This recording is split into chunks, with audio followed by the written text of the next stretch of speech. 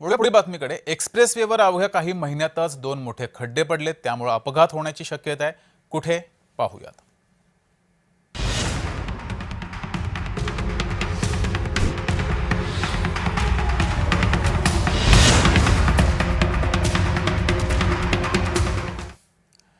देशातील महत्त्वाकांक्षी आणि सुमारे 12,000 कोटी रुपयांच्या खर्चातून उभारण्यात आलेल्या दिल्ली डेहराडून एक्सप्रेसवेवर अवघ्या काही महिन्यात दोन मोठे खड्डे पडल्याचा व्हिडिओ सोशल मीडियावर व्हायरल झाला।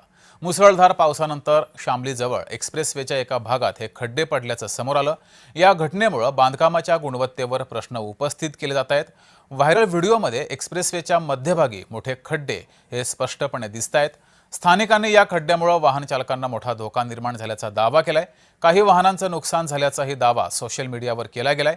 या घटनेनंतर विरोधी पक्षांनी केंद्र सरकारवर आणि प्रकल्पाच्या कामकाजावर टीका करत बांधकामाच्या दर्जाची चौकशी करण्याची मागणी केली आहे। दुसरीकडे राष्ट्रीय महामार्ग प्राधिकरणाने संबंधित ठिकाणी तातडीने दुरुस्तीचं काम पूर्ण करण्यात आल्याचं सांगितलंय।